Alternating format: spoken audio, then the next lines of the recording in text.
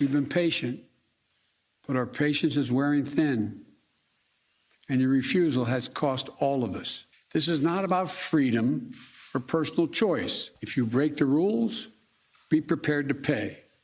And by the way, show some respect.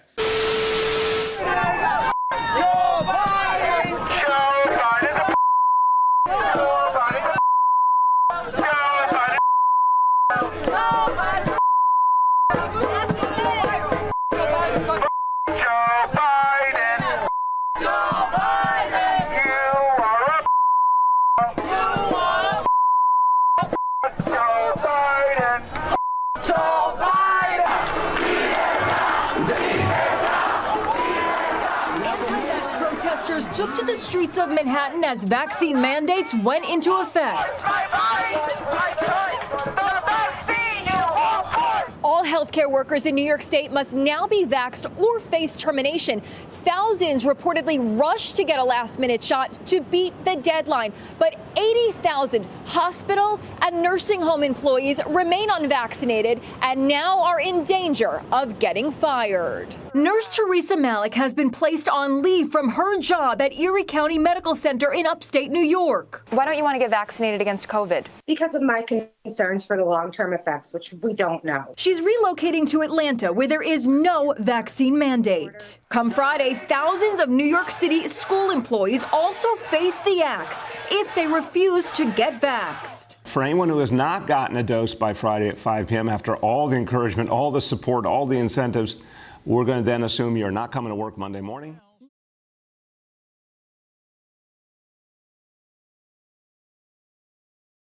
More companies are now requiring COVID-19 vaccinations.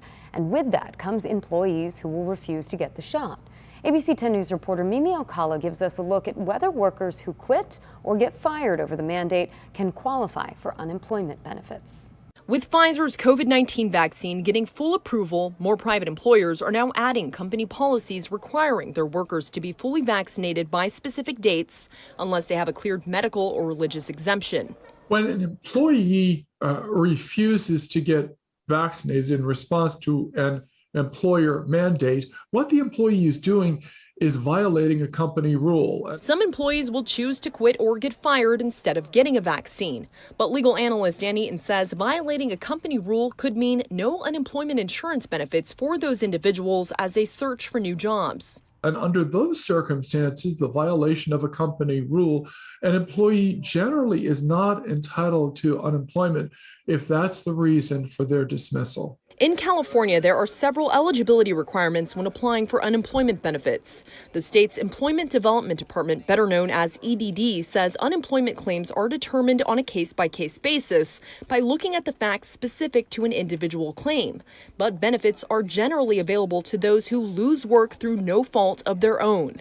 A spokesperson for EDD tells me when someone quits or is fired and then seeks unemployment benefits, we conduct a phone interview with both the claimant and employer to determine if the person is eligible for benefits. If an applicant quits their job, they must prove there was good cause for leaving and that they made all reasonable attempts to keep that job. Terminations over COVID-19 vaccine mandates have begun at local hospitals. Thank you for joining us. I'm Carolyn Long. And I'm Brad Stevens. Today, Truman Medical Center's University Health announced that 39 people will be losing their jobs unless they get vaccinated by the end of the week. That's when their mandate takes effect. Also hearing there's a big decision in a bid. Court stop hearing a vaccine mandate. State public employee unions calling for firefighters in Rhode Island to be exempt from being forced to get a COVID-19 vaccine. Brittany Schaefer joins us now live at court in Warwick. Well, Patrick, according to the Providence Journal, just within the past few minutes, the judge rejected the firefighters union's attempt to block that vaccine mandate for healthcare workers. This just happening within the last few minutes as I left the courtroom to come out here to share this story with you. Now, this hearing happening in court today resumed while Governor Dan McKee's mandate is just 3 days away. The union was asking the Superior Court judge to exempt firefighters from the mandate, arguing it's unconstitutional constitutional when it comes to medical and religious exemptions. This morning, the Superior Court judge spoke about background information regarding the Department of Health and Firefighters Union. She spoke about the legalities of the complaints and questioned if this case could reach a declaration at this point. According to the Rhode Island State Association of Firefighters President Joseph Andrioli, 93% of his members are currently vaccinated. Now, the state does not track vaccination rates among police and fire departments. The union noted those who do not comply with the mandate Dozens could of lose their Massachusetts jobs. state troopers handing in their badges over the state's vaccine mandate set to kick in on October 17th. With law enforcement already critically understaffed nationwide, is this putting the public in even more danger?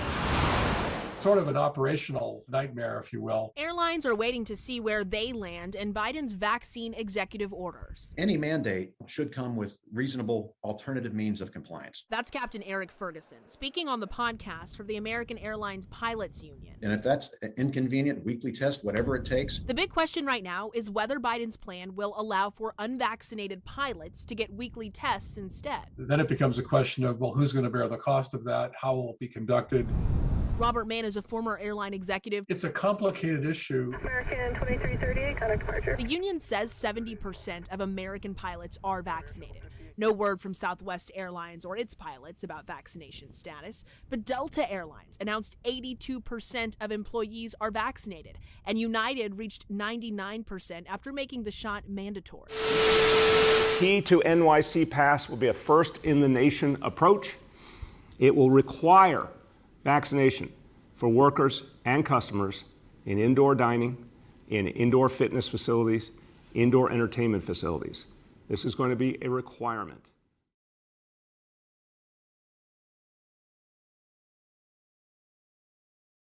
A requirement for New York City school teachers and staff to get vaccinated for COVID-19 was temporarily blocked by a U.S. appeals court just days before it was set to take effect. But the court on Saturday set a hearing on the matter for this week. Mayor Bill de Blasio last month set Monday as the deadline for 148,000 staff members of the largest U.S. school system to get at least one dose of the coronavirus vaccine. But the U.S. Court of Appeals for the Second Circuit late on Friday blocked the deadline by granting a temporary injunction to a small group of public school teachers and paraprofessionals who are challenging the mandate, which does not allow for weekly testing as an alternative. The court on Saturday scheduled a hearing on the dispute for Wednesday, following a request by the city for an expedited hearing. Los Angeles, Chicago, and Washington State also have introduced vaccine mandates for teachers and school staff as U.S. educators and parents grapple with how to keep schools safe and open as the country battles the latest coronavirus surge. The people suing in Minnesota are not using their real names out of what they say is fear of their bosses retaliating or the public doing the same.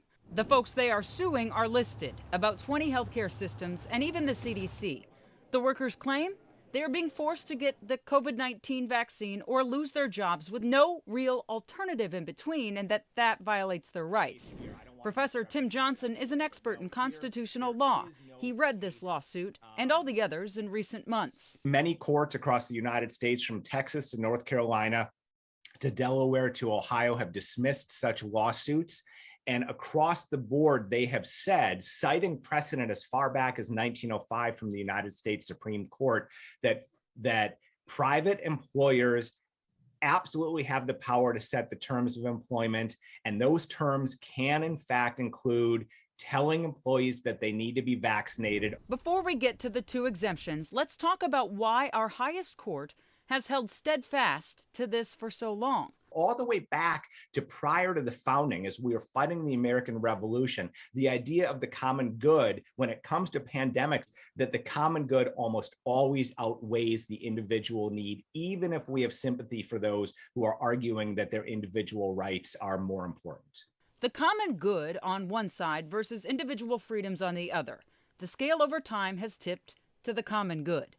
Now to exemptions to getting this vaccine. A person can absolutely fight for those. There are two.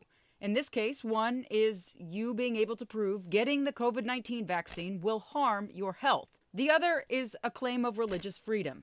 Those are argued. NFL today, they're incentivizing players to get vaccinated both competitively and financially. The commissioner, Roger Goodell, warning teams that if they have a COVID outbreak among unvaccinated players, they could have to forfeit a game, and players on both teams will not get paid that week. Goodell also says the NFL doesn't plan to add an extra week to make up for games that can't be rescheduled. So far, the league reports more than half of its teams have vaccination rates higher than 80%. The NBA's efforts to vaccinate all of its players just got a massive jolt from none other than LeBron James, who'd been silent for months. After doing my research and things of that nature, I felt like it was best suited for not only me, but for my family and for my friends. What does LeBron James's decision to get vaccinated mean for the NBA? That means the face of the league is now on board. LeBron James has always been a guy that's a trendsetter, an example setter, and this is no different. According to the NBA, around 90% of the league has reportedly received a shot, and the Athletic's Shams Charania says two marquee franchises, the Knicks and Lakers, will have fully vaccinated rosters by season start. But other big-name players are pushing back. This is none of your business. That's what it comes down to. You know, I don't ask you guys about your beliefs. I mean, some people have bad reactions to the vaccine. Nobody likes to talk about that. The NBA doesn't require players to be vaccinated, but those sitting on the sidelines for shots will face more stringent testing and rules. New York and San Francisco are issuing the requirement for home teams, meaning any player on the Knicks, Nets, or Warriors who isn't vaccinated could risk missing all home games and docked pay by management. For some players, getting shots on the court means getting shots off of it, too. Sam Brock, NBC.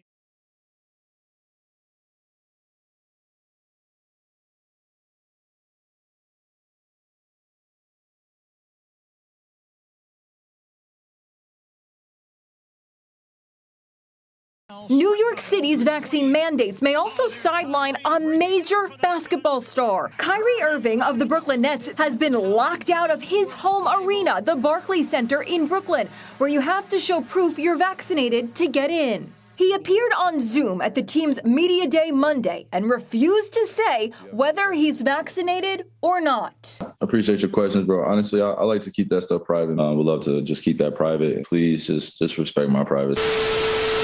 There it drops. 18. Depending on where you live, getting the vaccine means the chance at a check like this. That's right, you could win $1 million. How about a chance to win $1 million? The winner each Wednesday will receive $1 million. Faced with falling vaccination rates, states across the U.S. are rolling out incentives to get residents to roll up their sleeves. Are we ready? But are these offers working? And are they worth the cost? Stay safe, Ohio. We needed to just shake things up. We needed to bring some excitement. And I felt that $1 million would bring excitement. What a night it is for you. Lotteries like this one in Ohio are part of a ballooning list of vaccine incentives that has included free donuts, free beer, fishing licenses, baseball tickets, a lap around Talladega Superspeedway, and we're going to give 5 custom hunting rifles and 5 custom hunting shotguns. $100 savings bond in West Virginia, a $10,000 scholarship in Lancaster, California, free beer in New Jersey, donuts from Krispy Kreme, Shake Shack fries in New York City. You just think of this when you think of vaccination. And a drink in Connecticut. In a push to encourage Americans to get their vaccine, governments and businesses across the country are thinking outside the box. Recently, Ohio Governor Mike DeWine capturing much national attention. For Ohio residents who get their shots, the state is offering something in return, a shot at winning $1 million. And the winner each Wednesday will receive $1 million. And so far, state officials say the lottery has been a huge success. This has been very successful. This past Friday was our highest vaccine administration day in 3 weeks. We were experiencing a 24% decrease week over week for those prior 2 Fridays. Last Friday, that age group saw a 6% increase. Since DeWine's announcement, several governors following suit. To encourage residents to get the vaccine, Maryland Governor Larry Hogan also announcing a lottery with one grand winner to take home $40,000.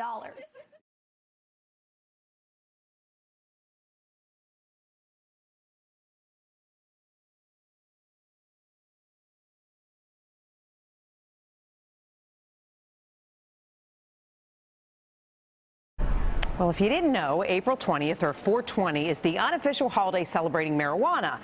And to celebrate, Governor Cuomo legalizing the recreational use of pot, activists handed out free joints today to those who could prove they got the COVID vaccine. Yeah, they call it Joints for Jabs. These activists handed out the joints in Union Square Park to adults who had an official vaccine card. It was part of a nationwide vaccination drive. We did ask one of the organizers what channels they went through to kind of make this happen.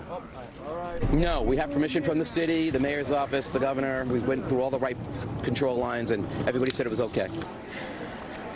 And of course, at 4:20 this afternoon, they did throw a big smoke out. The clinic to the business, to a city government, trying to get out there and vaccinate people on site. Across Michigan, COVID cases are on the decline, but unfortunately, so are vaccines going into arms. It's a race to get to herd immunity, and there are a lot of incentives to get people to roll up their sleeve. This is for everyone and anyone. We hope that all of our customers take advantage of it. Neighboring communities can come in and take advantage of it. We're really excited about it. Clinics are popping up almost everywhere, including in downtown Royal Oak this Friday, June 4th, from noon to 8 p.m. at the Royal Oak Farmers Market. The campaign is called Shots for Shots, and there's a great incentive just for getting the shot. If you go and get a shot, you can get your $10 voucher. You can use it for a shot at the Rock on 3rd. You could also get a meal if you were so inclined. There's actually over 70 participating restaurants, bars, retailers, and salons in downtown Royal Oak. We've seen vaccine incentives from major companies like Kroger to Major League Baseball to Zimmerman's Deli in Ann Arbor, offering a $50 Visa gift card for the first 100 people. DoorDash also getting in on the incentives, offering $2 million in gift cards valued at $25. Anheuser-Busch not being done either. Anheuser-Busch announced that beer is on them on July the 4th. That's right. Get a shot and have a beer. At the beginning, vaccines were going into arms quickly, but it's not how you start, it's how you finish. And our finish line is to have 70% of the population vaccinated. We're trying to get to herd immunity, and we just need that last push. And I believe that what we're doing, what the city of Royal Oak is doing, and hopefully around the state, we can get that push to get to 70%. A new approach, which we're calling the Key to NYC Pass. The key to New York City. When you hear those words, I want you to imagine the notion that because someone's vaccinated, they can do all the amazing things that are available in this city. This is a miraculous place, literally full of wonders. And if you're vaccinated, all that's going to open up to you. You'll have the key, you can open the door. But if you're unvaccinated, unfortunately, you will not be able to participate in many things. That's the point. If you're going to force vaccine mandates on people, just understand that what the data is showing us about the vaccine. The data is showing us you're much less likely to be hospitalized or die if you're vaccinated. That is true, and I think you see it in the statistics. However, the vaccinations have not created herd immunity. And so if the idea is that having herd immunity, you force everyone to do this, and that will create herd immunity. That has not happened. It's still spreading. People who, I mean, obviously in Florida, we're going down now, which is great, but that's not what the issue is it creating the herd immunity? Fauci also said if 50% were vaccinated, you would not see any surges anymore. Well, that isn't true. Look at, I mean, obviously the Sun Belt, look at the Pacific Northwest, look at Hawaii. Huge surges that you've seen. And so, but just understand what you're doing. If you're forcing somebody to show proof of this, to eat at a restaurant or to do basic tasks, go to the grocery store. There's some places around, if you look at some of these places that have really gone up the deep end, to say to go to the grocery store, you should have to do that. So we're not doing that in Florida. But the theory behind it is that if you make it so, make everyone have to do this under penalty of law, that somehow you wouldn't have spread. And I think we just have to be honest about what it's doing and what it's not doing. We had hoped that if you had 50%, then you wouldn't have that. We had hoped you could build herd immunity that way, but that just hasn't happened. It's not happening in Israel. It didn't happen in the UK. It's not happening in the United States.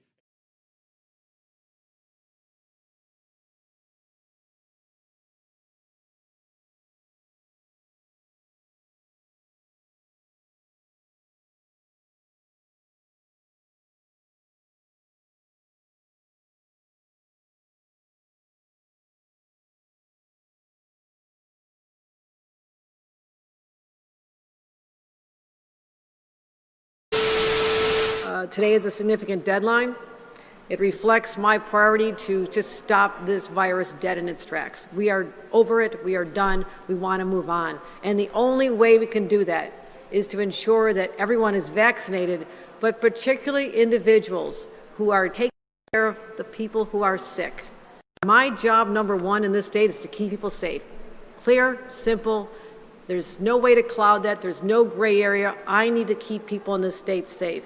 And we'll be nation leading with our mandate, which strikes at midnight tonight, when everyone is expected in a hospital in the state of New York or a healthcare facility to have been vaccinated. I will be signing an executive order to give me the emergency powers necessary to address the shortages where they occur. That's going to allow me to deploy the National Guard, who are medically trained, deploy people who've been retired, who may have had a license lapse, bring in people from elsewhere. That is not my first position, though, my friends. My desire is to have the people who've been out there continue to work in their jobs, work in them safely, and to all the other healthcare workers who are vaccinated, they also deserve to know that the people they're working with will not get vaccinated. If you want to be vaccinated, you have that right to be vaccinated. You also have the right not to be vaccinated. It should be your personal choice. I personally am vaccinated, but I don't think I have a right to tell anyone else that they should or should not be vaccinated. And it, in my opinion, is the same thing as abortion. So you don't have a right to tell someone whether or not they can or cannot have one. So you shouldn't be able to tell someone.